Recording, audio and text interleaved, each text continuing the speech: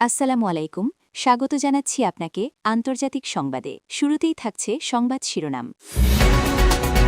যুদ্ধ না করেই ইরানের জয়ের কৌশল, ঘুম হারাম নেতানিয়াহুর। এরপর জানবেন, জরুরি চিকিৎসার জন্য গাজা থেকে বের হতে না পেরে 1092 ফিলিস্তিনির মৃত্যু। আরও জানবেন, ইসরায়েল ভেতর থেকে ভেঙে পড়ছে। এরপর জানবেন, রাশিয়াকে পশ্চিমা দেশগুলো সম্মান করলে আর যুদ্ধ হবে না, পুতিন। সর্বশেষ জানবেন, মুখোমুখি উত্তর ও দক্ষিণ কোরিয়া, পারমাণবিক যুদ্ধের শঙ্কা। তবে কি শুরু হতে যাচ্ছে তৃতীয় বিশ্বযুদ্ধ? এতক্ষণ শুনছিলেন সংবাদ শিরোনাম, এখন বিস্তারিত। এবছরের জুন মাস, মধ্যপ্রাচ্যের আকাশে একের পর এক ক্ষেপণাস্ত্র ছুটে চলেছে। ইরান ও ইসরায়েলের উত্তেজনা পৌঁছে যায় চরম পর্যায়ে। টেলিভিশনের পর্দায় আগুন ঝরা সেই দৃশ্য দেখে অনেকেরই মনে হয়েছিল বহুদিনের আশঙ্কা করা সরাসরি যুদ্ধ বুঝি এবার সত্যিই শুরু হয়ে গেল। কিন্তু বাস্তবতা ছিল আরও গভীর, আরও ভয়ঙ্কর। কারণ ইরানের প্রকৃত শক্তি কখনোই শুধু আকাশে উড়ে যাওয়া ক্ষেপণাস্ত্রের মধ্যে সীমাবদ্ধ ছিল না। তাদের সবচেয়ে শক্তিশালী অস্ত্রটি ছিল একেবারেই অদৃশ্য। দশকের পর দশক ধরে ইরান নিজেকে এমনভাবে গড়ে তুলেছে যেখানে একদিকে দেশটি আন্তর্জাতিক নিষেধাজ্ঞায় জর্জরিত, অন্যদিকে আবার বৈশ্বিক রাজনীতিতে একেবারেই উপেক্ষণীয় নয়। সামরিক ও অর্থনৈতিক সীমাবদ্ধতার মাঝেও তারা টিকে থেকেছে কৌশল, ধৈর্য আর বিভ্রান্তির রাজনীতিতে।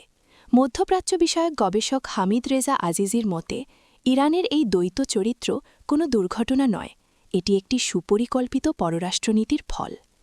এই নীতির মূল অস্ত্র হল কৌশলগত অস্পষ্টতা। কোথায় তারা জড়িত, কোথায় নয়, এই প্রশ্নের স্পষ্ট উত্তর না দিয়েই প্রতিপক্ষকে বিভ্রান্ত রাখা। এই কৌশলকে বলা হয় ছায়া কূটনীতি। এমন এক পদ্ধতি যেখানে আনুষ্ঠানিক ক্ষমতার আসনে না বসেও সিদ্ধান্তের গতিপথ প্রভাবিত করা যায়। ইরান সচেতনভাবে সরাসরি যুদ্ধের সীমার নিচে থেকে কাজ করে, যেখানে আঘাত করা যায় কিন্তু দায় স্বীকার করতে হয় না। 2024 সালের শুরুতেই এই বাস্তবতা নিয়ে সতর্ক করেছিলেন যুক্তরাষ্ট্রের সিআইএ পরিচালক উইলিয়াম বার্নস।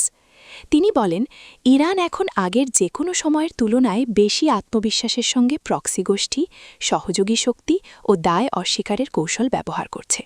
অর্থাৎ যেখানে সরাসরি লড়াই ঝুঁকিপূর্ণ, সেখানে তারা লড়ছে অদৃশ্যভাবে।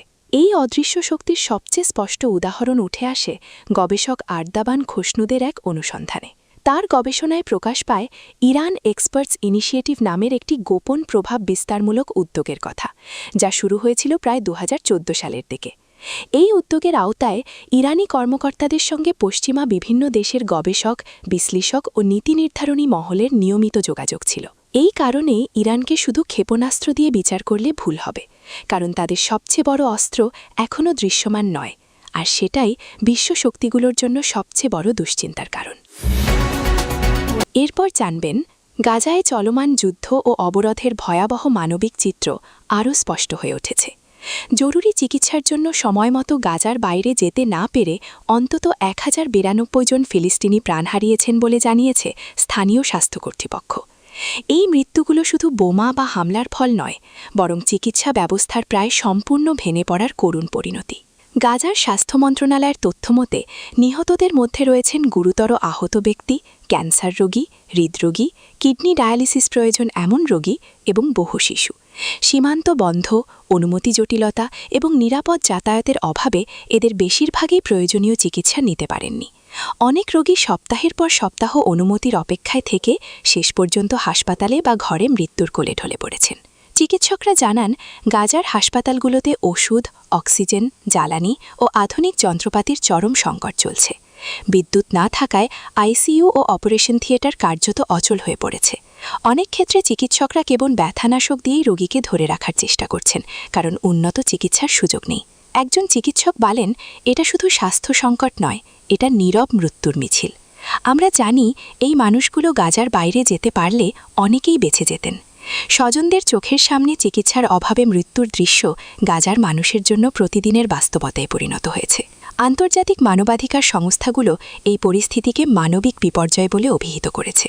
তাদের দাবি, চিকিৎসার জন্য রোগীদের নিরাপদে চলাচলের সুযোগ দেওয়া আন্তর্জাতিক মানবাধিকার আইনের আওতায় পড়ে, কিন্তু বাস্তবে সেই অধিকার কার্যত স্থগিত রয়েছে। এদিকে ইসরায়েলি কর্তৃপক্ষ নিরাপত্তাজনিত কারণ দেখিয়ে সীমান্ত নিয়ন্ত্রণের কথা বলছে। তবে সমালোচকদের মতে এই কড়াকড়ির মূল্য দিচ্ছে সাধারণ বেসামরিক মানুষ, বিশেষ করে অসুস্থ ও আহতরা। সব মিলিয়ে গাজায় 1092 জনের মৃত্যু শুধু একটি পরিসংখ্যান নয়, এটি অবরোধ, যুদ্ধ ও অবহেলার মিলিত ফল। জরুরি চিকিৎসার পথ বন্ধ থাকলে এই সংখ্যা আরও বাড়বে বলে আশঙ্কা করছেন চিকিৎসক ও মানবাধিকার কর্মীরা। বিশ্ব সম্প্রদায়ের কার্যকর হস্তক্ষেপ ছাড়া গাজার অসুস্থ মানুষদের জন্য সামনে যে আরও অন্ধকার অপেক্ষা করছে তা স্পষ্ট। আরও জানবেন, অনেকের চোখে ইসরায়েল এখনও মধ্যপ্রাচ্যের একটি শক্তিশালী ও বিজয়ী সামরিক রাষ্ট্র। একাধিক ফ্রন্টে একসঙ্গে যুদ্ধ চালিয়ে তারা শত্রুপক্ষকে বড় ধরনের ক্ষতি করেছে বলেই দাবি করছে তেল আবিব। একই সঙ্গে যুক্তরাষ্ট্র ও পশ্চিমা বিশ্বের একাংশের রাজনৈতিক ও কূটনৈতিক সমর্থনও এখনও তাদের পাশে রয়েছে। তবে এই দৃশ্যমান শক্তি অবস্থানের আড়ালে ইসরায়েলের ভেতরের চিত্র ক্রমেই ভিন্ন হয়ে উঠছে। কূটনৈতিক সূত্রগুলো বলছে, যুক্তরাষ্ট্রের নেতৃত্বে কাতার, মিশর, সৌদি আরব ও তুরস্ককে নিয়ে একটি আন্তর্জাতিক উদ্যোগ ধীরে ধীরে গাজাকে ইসরায়েলের সরাসরি নিয়ন্ত্রণের বাইরে নিয়ে যাওয়ার পথে এগোচ্ছে। শুধু গাজাই নয়, সিরিয়া ও লেবাননে ইসরায়েলের সামরিক তৎপরতা সীমিত করতেও আন্তর্জাতিক চাপ বাড়ছে। এই প্রক্রিয়ায় ইসরায়েলের কৌশলগত স্বাধীনতা আগের তুলনায় সংকুচিত হচ্ছে বলে মনে করছেন বিশ্লেষকরা। ইসরায়েল সরকার প্রকাশ্যে এই উদ্যোগের বিরোধিতা করলেও রাজনৈতিক পর্যবেক্ষকদের মতে প্রধানমন্ত্রী বেনিয়ামিন নেতানিয়াহু বাস্তবে এই নতুন বাস্তবতা মেনে নিতে বাধ্য হচ্ছেন, কারণ তার সরকারের ঘোষিত যুদ্ধলক্ষ্যগুলো এখনও পূরণ হয়নি। হামাসকে সম্পূর্ণভাবে ধ্বংস করা সম্ভব হয়নি, আর জিম্মিদের জীবিত অবস্থায় ফিরিয়ে আনার প্রতিশ্রুতিও বাস্তবিত হয়নি। বরং যুদ্ধ দীর্ঘায়িত হওয়ায় ইসরায়েলি সমাজ ও সেনাবাহিনীর ভেতরে ক্লান্তি ও অসন্তোষ বাড়ছে। এর প্রভাব পড়ছে আন্তর্জাতিক সম্পর্কেও। যুক্তরাষ্ট্র ও ইউরোপের যে নিঃশর্ত সমর্থন একসময় ইসরায়েল পেত, তা এখন আর আগের মতো দৃঢ় নয়। উপসাগরীয় দেশগুলোর সঙ্গে সহযোগিতাও ধীরে ধীরে দুর্বল হচ্ছে। অনেক পশ্চিমা বিশ্লেষকের দৃষ্টিতে ইসরায়েল এখন আর শুধু নিরাপত্তার শিকার নষ্ট নয়, বরং আঞ্চলিক অস্থিরতার একটি উৎস হিসেবেও বিবেচিত হচ্ছে। এই অবস্থায় পশ্চিমা শক্তিগুলো সরাসরি সংঘাতের পথে না গিয়ে নীরব কূটনৈতিক চাপের কৌশল বেছে নিচ্ছে। এতে একদিকে ইসরায়েল প্রকাশ্যে অপমানিত হচ্ছে না, অন্যদিকে তাকে নতুন বাস্তবতার সঙ্গে মানিয়ে নিতে বাধ্য করা হচ্ছে। ফলস্বরূপ ইসরায়েলের সামরিক ও কূটনৈতিক পরিসর ধীরে ধীরে সীমিত হয়ে আসছে।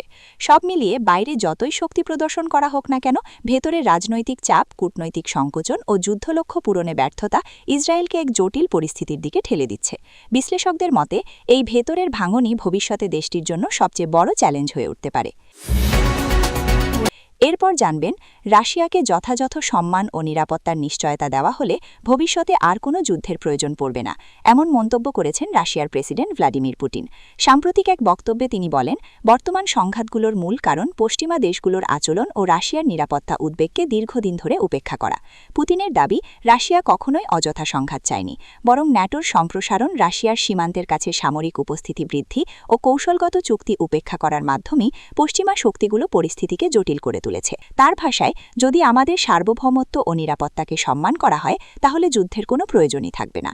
ইউক্রেন যুদ্ধ প্রসঙ্গে পুতিন বলেন, এই সংঘাত হঠাৎ করে শুরু হয়নি, এটি বছরের পর বছর ধরে জমে থাকা রাজনৈতিক ও সামরিক চাপের ফল।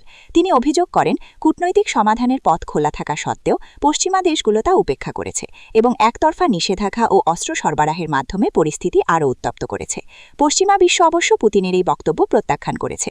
যুক্তরাষ্ট্র ও ইউরোপীয় দেশগুলোর দাবি, ইউক্রেনে রাশিয়ার সামরিক অভিযান আন্তর্জাতিক আইন লঙ্ঘন করেছে এবং আঞ্চলিক স্থিতিশীলতাকে হুমকির মুখে ফেলেছে। তাদের মতে যুদ্ধ বন্ধের দায়িত্ব প্রথমে রাশিয়ার ওপরই বর্তায়। তবে আন্তর্জাতিক বিশ্লেষকদের একাংশ মনে করছেন, পুতিনের বক্তব্যে একটি কূটনৈতিক বার্তাও লুকিয়ে আছে। তাদের মতে মস্কো এখনও আলোচনার দরজা পুরোপুরি বন্ধ করেনি এবং পশ্চিমা দেশগুলোর সঙ্গে সম্পর্ক পুনর্গঠনের শর্তগুলো স্পষ্ট করে দিচ্ছে। সব মিলিয়ে সম্মান বনাম সংঘাত, এই দুইয়ের মাঝেই রাশিয়া ও পশ্চিমা বিশ্বের সম্পর্ক এখন দাঁড়িয়ে আছে। কূটনৈতিক সমঝোতা হবে নাকি উত্তেজনা আরও বাড়বে, সেই প্রশ্নের উত্তরই এখন আন্তর্জাতিক রাজনীতির অন্যতম গুরুত্বপূর্ণ আলোচ্য বিষয়। সর্বশেষ জানবেন, কোরীয় উপদ্বীপে আবারও চরম উত্তেজনা। উত্তর ও দক্ষিণ কোরিয়ার সামরিক বাহিনী মুখোমুখি অবস্থানে যাওয়ায় পারমাণবিক সংঘাতের আশঙ্কা নতুন করে দেখা দিয়েছে। সীমান্তবর্তী এলাকায় ক্ষেপণাস্ত্র পরীক্ষা, সামরিক মহড়া ও কড়া হুঁশিয়ারির পাল্টাপাল্টি বক্তব্য পরিস্থিতিকে আরও জটিল করে তুলেছে। উত্তর কোরিয়ার সাম্প্রতিক সময়ে একাধিক ব্যালিস্টিক ক্ষেপণাস্ত্র পরীক্ষার মাধ্যমে নিজেদের পারমাণবিক সক্ষমতার প্রদর্শন করেছে। পিয়ংইয়ংয়ের দাবি, যুক্তরাষ্ট্র ও দক্ষিণ কোরিয়ার যৌথ সামরিক মহড়া তাদের সার্বভৌমত্বের জন্য সরাসরি হুমকি। জবাবে দক্ষিণ কোরিয়া ও তার মিত্র যুক্তরাষ্ট্র আকাশ ও নৌপথে প্রতিরক্ষা ব্যবস্থা জোরদার করেছে। দক্ষিণ কোরিয়ার সরকার জানিয়েছে যে কোনো উস্কানির কড়া জবাব দেওয়া হবে। রাজধানী সিউল সহ গুরুত্বপূর্ণ সামরিক ঘাঁটিগুলোতে সর্বোচ্চ সতর্কতা জারি করা হয়েছে। অন্যদিকে উত্তর কোরিয়ার নেতা কিম জং উন হুঁশিয়ারি দিয়ে বলেছেন, প্রয়োজনে চূড়ান্ত অস্ত্র ব্যবহারে তারা দ্বিধা করবে না, যা পারমাণবিক যুদ্ধের শঙ্কাকে আরও ঘনীভূত করেছে। এই উত্তেজনায় উদ্বিগ্ন আন্তর্জাতিক মহল। জাতিসংঘ সহ বিভিন্ন দেশ সংযম দেখানোর আহ্বান জানিয়েছে। চীন ও রাশিয়া পরিস্থিতি শান্ত রাখতে আলোচনার উপর জোর দিলেও যুক্তরাষ্ট্র বলছে তারা তাদের মিত্রদের নিরাপত্তা নিশ্চিত করতেই থাকবে। বিশ্লেষকদের মতে, কোরীয় উপদ্বীপে সংঘাত শুরু হলে তা শুধু দুই কোরিয়ার মধ্যে সীমাবদ্ধ থাকবে না। যুক্তরাষ্ট্র, চীন, জাপান ও রাশিয়ার মতো শক্তিগুলোর স্বার্থ জড়িয়ে পড়ায় পরিস্থিতি দ্রুত বৈশ্বিক রূপ নিতে পারে। সেখান থেকেই উঠে আসছে প্রশ্ন, এই উত্তেজনা কি তৃতীয় বিশ্বযুদ্ধের দিকে ঠেলে দেবে বিশ্বকে? যদিও এখনও কূটনৈতিক পথ খোলা রয়েছে, তবে ভুল হিসাব বা হঠাৎ সংঘর্ষ পরিস্থিতিকে ভয়াবহ রূপ দিতে পারে। তাই কোরীয় উপদ্বীপের এই উত্তেজনা শুধু আঞ্চলিক সংকট নয়, বরং বৈশ্বিক নিরাপত্তার জন্য এক বড় সতর্কবার্তা হয়ে উঠেছে।